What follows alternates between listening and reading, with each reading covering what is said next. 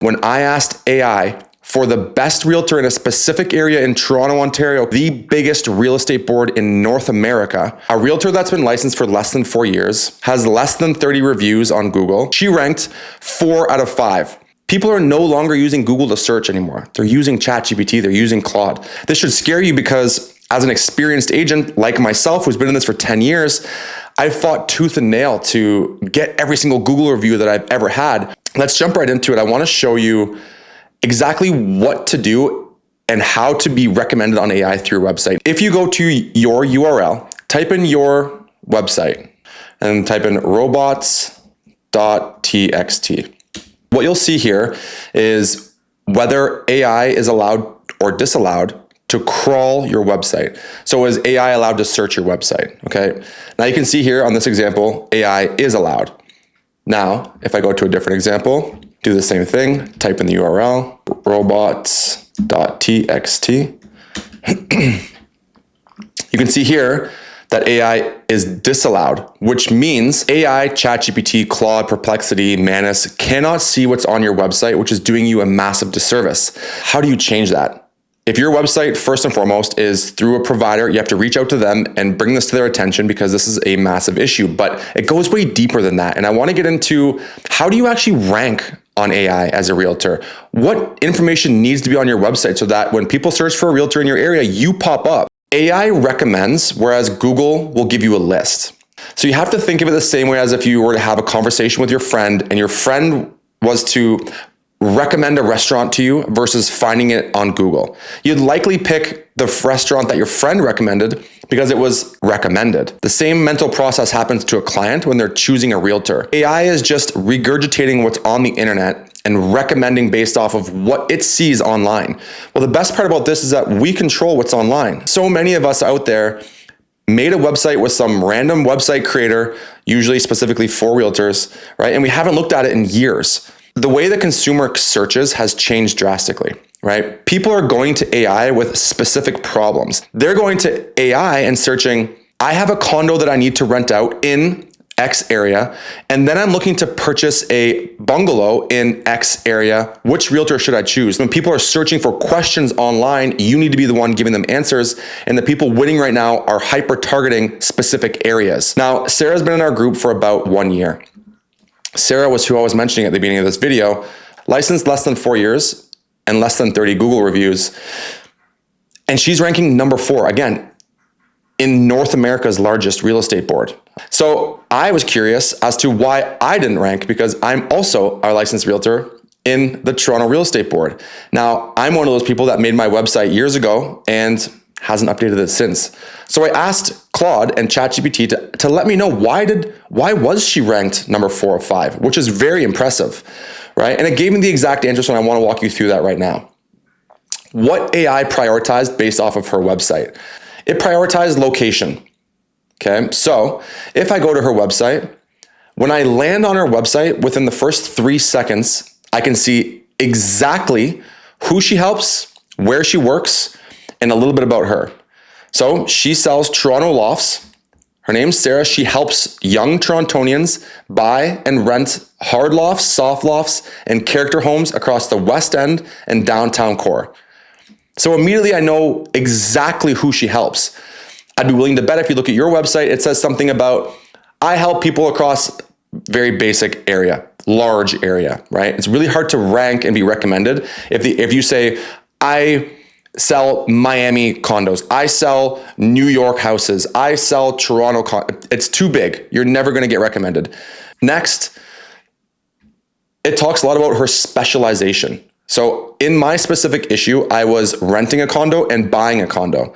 The reason why she was recommended by AI is because her website speaks a lot about condos, lofts. So it's extremely important that you think of the exact location that you work in, the exact type of home or condo that you sell, right? And provide that information on your website. Next, for my specific question and prompt, I was looking at a rental side of things. If you do rentals, make sure to include it into your website. Next, it talks about buyer side capability. It talks on her website that she helps people buy property. You should have that on your website. Good signs of this are buyer guides, testimonials, search home tools, discussion of strategies, discussion of building quality, reserve funds, rental demand, resale risk through blog posts. The next thing was local presence.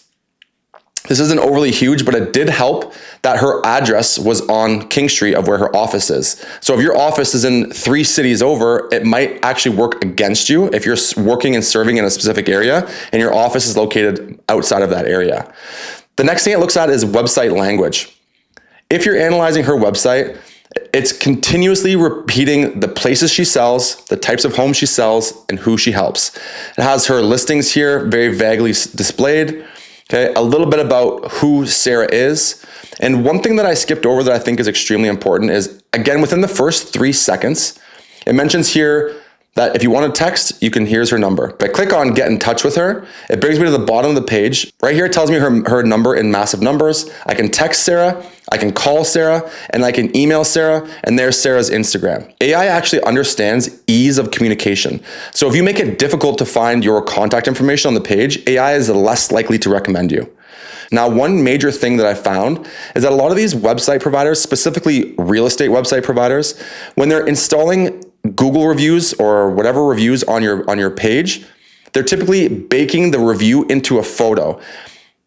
The one thing to understand is that AI can't read photos. Sarah on her website has 6 reviews. That's it.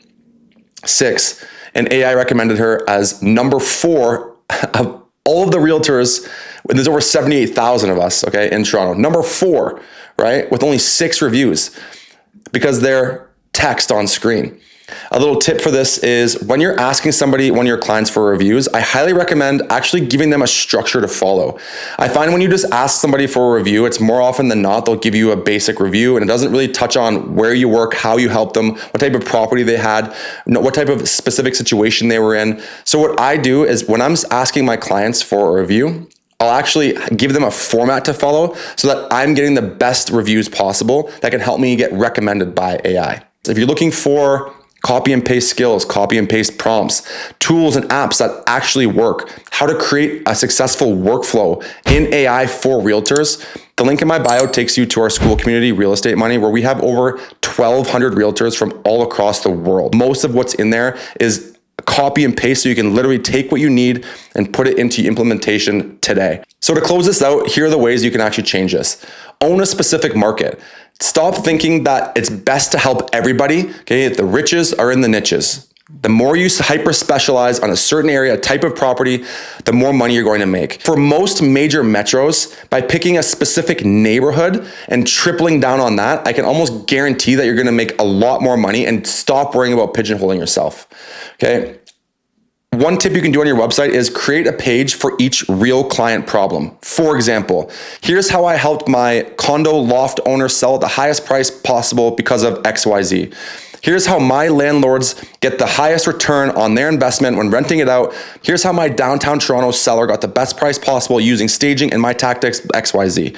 Create pages for real specific client problems. Now, if you don't understand what the client problems are in your market, which you should, go to answerthepublic.com, ask Reddit, look around at different sites and find out what people are asking AI and asking the internet. Find out the real pain points of people in your niche area and answer those problems on your website. You should also answer those problems on your social media. Another thing is to show your process on your website. One thing AI does is it looks for your website and helps to understand if you make it crystal clear and transparent with how you can help that specific person. So even if it's as simple as this is her process page. How this actually goes. What this shows AI is that she's transparent and she has a step-by-step system to help you. It's as simple as that. Okay, use exact neighborhood and building language. If you can, talk about different buildings, areas, homes, styles of homes in your specific neighborhood. If you do help landlords or tenants, make sure you include that on your website. It's very important. Publish real market examples, not just vague market expertise. Talk about recent actual market updates for your specific area, days on market, common landlord mistakes in your market. Talk about condo rules and regulations if you're selling condos in your specific area, maybe short-term rental restrictions. Talk about the actual real market examples in your specific niche. Lastly, just avoid empty luxury language. We all want to work in luxury market, I understand, but white glove, bespoke, unparalleled, dream home, right? These are all just filler words that actually do nothing. If you are trying to rank on AI, you have to think, how specific can I get? How can I solve the problems of the people that are in my community? And how can I get this information to the internet as fast as possible? Create your new page, update it, have a blog post, make sure it's AI compatible, look what's actually on your website, and make sure you put actual questions and the answers on your website, because I can promise you this is a massive opportunity. So if you want your name to be recommended, I highly suggest taking what I just talked about into effect and start implementing this into your website. Now, if you want to actually understand how to utilize AI in a real estate business, this is just a race to whoever figures this out first will reap the rewards.